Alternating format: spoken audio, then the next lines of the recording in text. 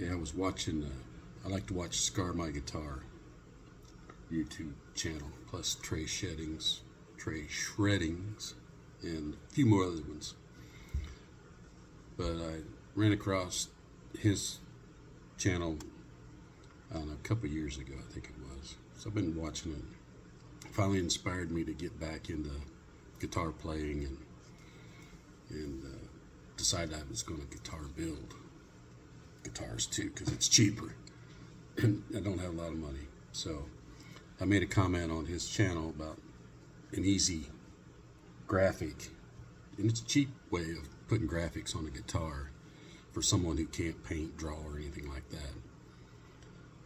So, you can, if you're airbrushers, I do airbrush, but I'm not that good at it, but I airbrush. And you have these stencils that you can get where you just lay them out and they're numbered. But that's time consuming, and again, one little mistake on the paint, you ruin it. One oil in the air, mix not right on the second batch, so. And it's very time consuming if I wanted to do guitars. So I sitting around one day and I thought to myself, what could I do? And then I thought, well, what if I could do temporary tattoos you put on your body if they'd stick to the guitar? For $8 you get like a pile of them, and I'm a skull man. So I had to do I like the skulls. So I thought to myself, well, let me find my stuff. I'll give it a try. So I did do some tests before I did anything. And this is just a board I bought. And I put a white opaque finish down to see how good the black tattoo would shine up on it. And that's where I tried to sand and see just how much I'd have to put on before I got into the tattoo.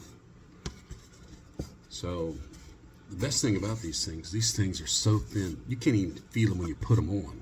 So it's not like a big sticker that you feel this big edge on. But I did find that I had to do at least 3 coats of my shellac before I could start lightly sanding over that to level it out. But sorry, my ear itches. And so these were done, these are like 7 months old. So you can see it's not peeling. I was worried about it turning yellow like the shellac attacking the tattoo material, and it would turn yellow, but it hasn't.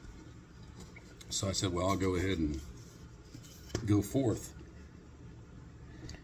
So I had bought a Epiphone Les Paul, and I just don't like plain looking guitars.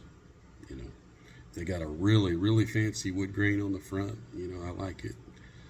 But I just like my guitars to kind of stand out. I don't like just a flat yellow or blue so this is what I did to the Les Paul.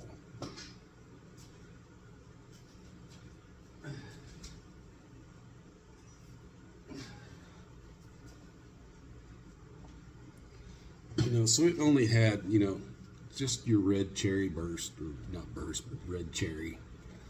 So I thought, well, I'm a skull guy. Gotta have something that looks scully. So I did this. And that is a temporary tattoo. And you cannot feel that. I mean, it is like flat level. You could barely, you feel more where you didn't get it flat if you got a little bit of a raised spot. But you can see that's a skull there. My lighting sucks, but hopefully you can see it really good. That's been on there 6 months, and it hasn't peeled, it hasn't faded, it hasn't tried to fall off. Now, grant you, I don't clean it with any cleaner. I use a dry cloth on the front and then I use my regular stuff on the rest of it. But I paid like $8 for a bunch of tattoos, and these were in it. So one of the Stratocasters I built, I found a real cool picture of a tiger, and if I get good at editing videos, I'll have it somewhere up here, a picture of the that white and black Stratocaster that I built with gold hardware and with a tiger tattooed on the front in this area right here, which was really cool. It was so cool looking. The first guy I showed it to, he says, "I want it. You gotta let me have it. Sell it to me." So I sold it, and I bought a Leo James Les Paul with the money from that. But this was the exact copy of what was on there. Those blue eyes just stood out on that guitar, and this black and white tiger on the white background really stuck out. And you know, again, I take all these, I get Beck's Gear kits because they're pretty cheap, and I usually upgrade the hardware up to a mid-grade, better hardware when I do them, you know. But yeah, if I get good at editing, I'll put in the picture somewhere in there where you can see the guitar, see how it came out. And then I built 2 Stratocasters and 2 Telecasters. Let me go get the other Stratocaster. It's not a tattoo, but I'm sure you'd be interested in it if you're watching this.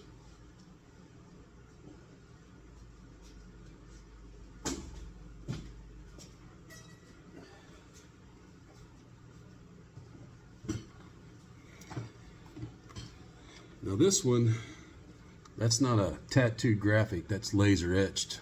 I got a buddy that laser etches stuff, and so I asked him to do that for me.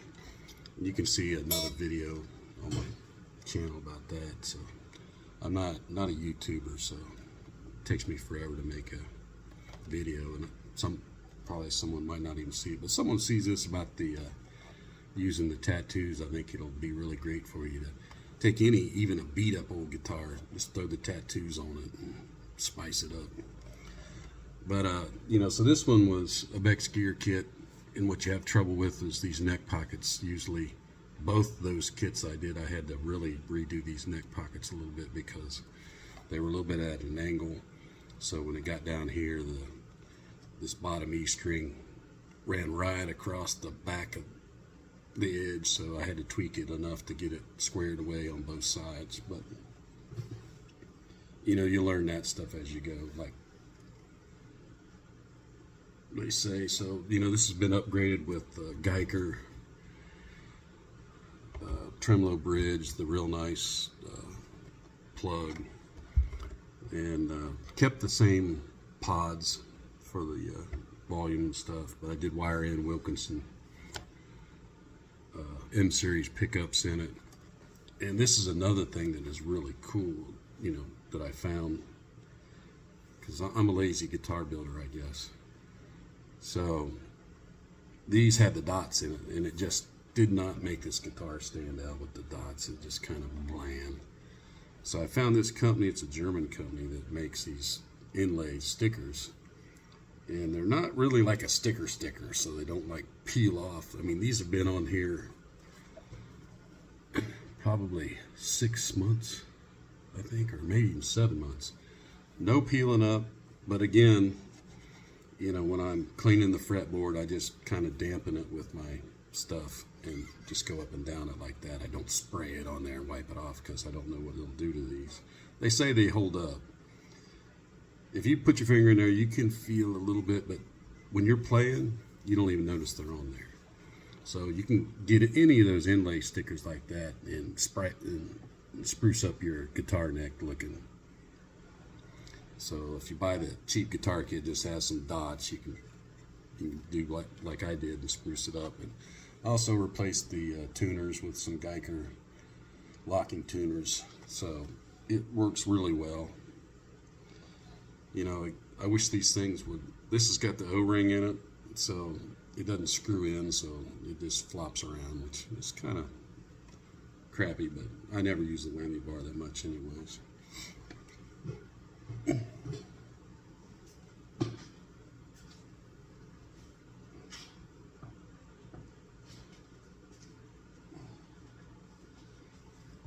Okay, so what can you do? So I did some testing. I like to use aqua coat to level. That's what I used on that black and white tiger that I called Naughty Cat. Oh, and that one there was called Mr. Green Jeans. But so I wanted to build some Telecasters. I always get them confused. I would call it Telecaster or Stratocaster, Telecaster. But I wanted to build a couple Telecasters, one for my son and one for my daughter. So I bought it again, a Beck's Gear guitar kit, and so I'm gonna do the tattoos, and it's, you know, I'm a skull guy, but that's how it turned out. So, like over on Sean's Scar My Guitar channel, him and Kathy, you know, they have, I like their channel really a lot. But he says, you know, use the tie-dye that you tie-dye shirts with. So this is done with that tie-dye, and I did a burst, like a rainbow burst kind of, and put the tattoo on there. And then since the tattoo, you know, water does something to it, so I couldn't level it with aqua coat, and I didn't know if the aqua coat would actually smear my burst because it was water based. So I shellacked over that. So I didn't get to level it. So I shellacked over it, you know, 2 or 3, I think it's like 4 or 5 times, and then come back and sanded it because I didn't want to get into this tattoo. And then at the very end, I took my aqua coat and leveled this all out nice and smooth. And aqua coat's a little hard to polish up, so I did a lot of hand polishing but it still turned out really good. And then one mistake I made on this guitar is I wanted the neon strings to make it look cool, but it takes away the Stratocaster sound. I mean, sorry, the Telecaster. There I go, doing it again. So when I had the other strings on there, I mean, it was a nice Telecaster sound, because I upgraded this one with the Wilkinson pickup too. This is the stock one that came with it, but then the Wilkinson back here, because after I was done with the kit, the first thing I forgot to do is check pickups before I did the kit, so I couldn't send the whole kit back because I was almost done with the guitar, and this back one didn't work. So the neon strings, if you go to those neon strings, it's gonna really bass it up. So, but I think it looks cool for my kids. So, and then on the back, I think if I'd like to do one with all the wood grain, because the wood grain really shows out the tattoos good. And so, you know, that's a snake with a hand, and then the front's a snake going through the skull. So I kind of tried to make them kind of match. And I kept the original tuners. You know, they kind of suck, but I was surprised that the nut worked really good. And you can see I got the height of this one pretty good. So it plays pretty good. And then I'll show you the second one I made.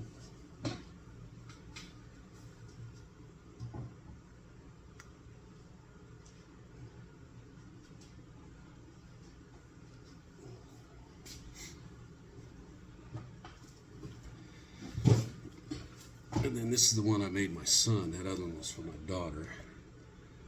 And you can see the Reaper in there. And then on the back side, it's got, you know, death and time. But so you can make mistakes. Like what I did with both of these, which I wished I wouldn't have done, is I did the black first, sand it down to get the wood grain to show a lot better. But with the darker wood grain against a black tattoo, it kind of darkened it up. So this wood grain was really dark, and I didn't realize how dark it was till I put the tattoo on and started shellacking over it with that amber shellac, and you know, kind of darken it up each time I went. It's better in person, but you know, it's hard to see. And this has got all the original hardware that came with it. Now, I have ran into setting up these heights. Each guitar is different for some reason. I don't know what's going on. So I set this bridge height up, measured it from that one, got fret buzz on this one. Checked the frets are level. The neck was straight. Now maybe I need to put a little more relief in it, I don't know. But this one's for my son, so if he wants any more done to it, I'll do some more. He's going to be hanging it on the wall more than anything. But that's what you can do with just these tattoos. I mean, you can make it anything you want. I mean, you know, there's all kinds of stuff. You know, just whatever tickles your fancy. You know, you got all kinds of graphics like that. You know, like that. I mean, there's so many cool tattoo graphics out there that you could just, you know, take any old guitar. I mean, it doesn't matter, any old guitar that looks like a piece of crap, and just start throwing some tattoos on it and leaving it as is. So that's why I thought I'd make this video to kind of give a shout out to people. You know, if you want some girly stuff, they got all kinds of girly stuff. You know, there's some scorpions. That. I mean, and you can spend $8 and get a whole pile of stuff to try. You know, plus you can see what you're getting. Hold on a second, my coffee's getting cold.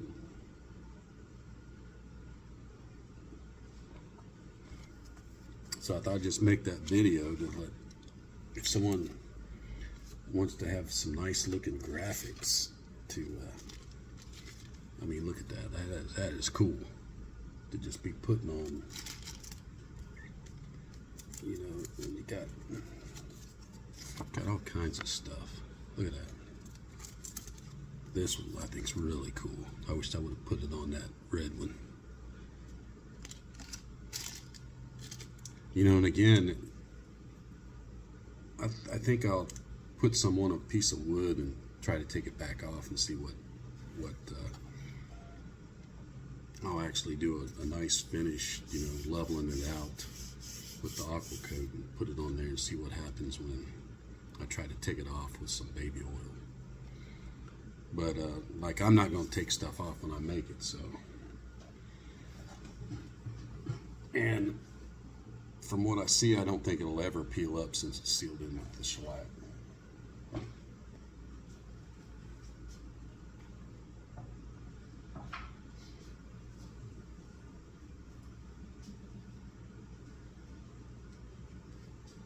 Now, on the side note, you can also do a guitar wrap.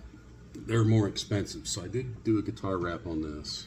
You know, it was just a wood grain, and this is like a 1960s Gibson Melody Maker. One of my other videos, I kind of talked about what happened to it, and lo and behold, when I made that video, I tried a bunch of stuff and it didn't work. I thought it didn't work. So I put this in a jig because the neck was backbowed like this from just sitting in the closet. I imagine since it was leaning like this and got hot and cold, I don't know.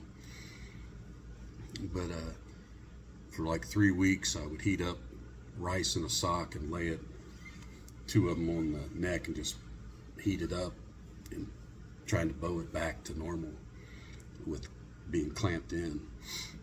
And 3 weeks later, I finally took it off the jig and come back like a couple days later, and it had bowed like this again. I was like, oh, it's done. I can't fix it. And that's been like 6 months ago. So, you know, I kind of caught up on guitar projects a little bit, so I thought, well, I'll just get it out, see what I do. And I looked at the neck and I was like, what? and it straightened itself out. Look at that. And the truss rod wasn't tight, so I went ahead and tightened it down to try to lock it in exactly where it is. I mean, it's got a little, you can see a little bit of relief in the middle, but it works. For me, you know, if you watch that video, it's, my dad had this back when I was like 3 or 4 or something like that, back in 1967, so I was 63, so yeah, I was 4 years old. So I got a picture of him playing it.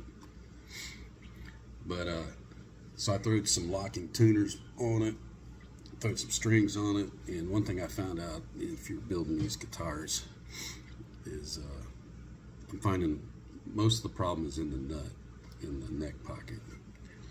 And then so to come out of the gate and adjust a nut without knowing what kind of dimension you need, I saw that that would be a problem. So what I did was, I forgot to point that out on the green Stratocaster over there, that I put a Geiger metal adjustable so I could adjust the nut height and figure that out. So then my goal is to go back, once I get that height where I want it, is get me a bone nut and then adjust that nut to the same height, so make it a little bit easier so I don't cut it too low or too high, or so kind of help it out learning to do a guitar nut. So this one you can do individual strings, and I needed that really bad for this one but I think I finally got it adjusted in, because one thing that'll happen to you, you know, just like with the Les Paul over there, I had bought that. So a little background story so you don't watch the other one. I had a bunch of these guitar kits, and I was kind of aggravated because I had a bunch of guitars that didn't work, that were in the closet. And I told the wife, man, I wish I had something. She goes, well, go buy one that you can play. So I took $400 and went to Guitar Center, and I just going to pick something up. Well, I couldn't find anything that didn't have the same amount of work to be done as the guitar kit that I was working on. So I kind of disappointed. But I did go back, and I spent a long, good time. And that one I did find that playing around with it, that only one string was too high. I mean, you could look down it and it was sticking up above everything else. It was that bad. So I thought, well, that one's easy. So I bought that one and brought it home and just filed that slot down and got it down, and it came out just good. But I think for when you're first starting out, you know, for me, when I get this, since I got these individually adjusted, then I'll know exactly what I need to cut the new nut for a beginner to cut his first nut. So, but again, this was kind of expensive. And I did on the other video, just as a little background, is this was all gutted, and I had to, so all this is remake, and I had some guy remake this pick guard with some Fleora slots for regular single pickups of nowadays, because they're bigger on the original Melody Makers. And the other thing is this bridge here was off the Les Paul over there, and I changed it with my Quan adjustable bridge, and I've had that thing since 1980. So if you look at it, on the back of it, it says patent pending, and the ones you get nowadays says patent. That's how old that one is. But it worked better on that one, and this one looked more original over here. And actually, on the indentation, it came out almost perfect. It's just a tiny bit off, but yeah, I can't hear it. So yeah, you can do a wrap, and I'll show you the other wrap that I did.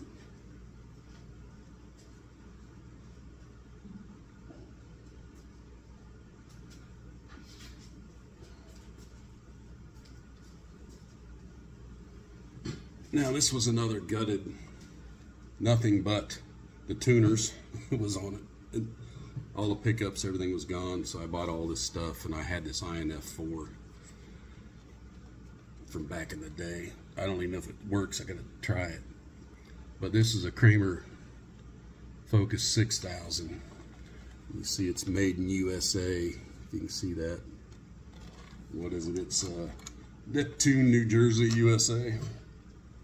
But painted this one. I couldn't find that paint that I didn't want to pay $40 for to match the headstock, so it's a little bit off, but you know, this is another one of those I'm not going to get rid of. I'll keep it.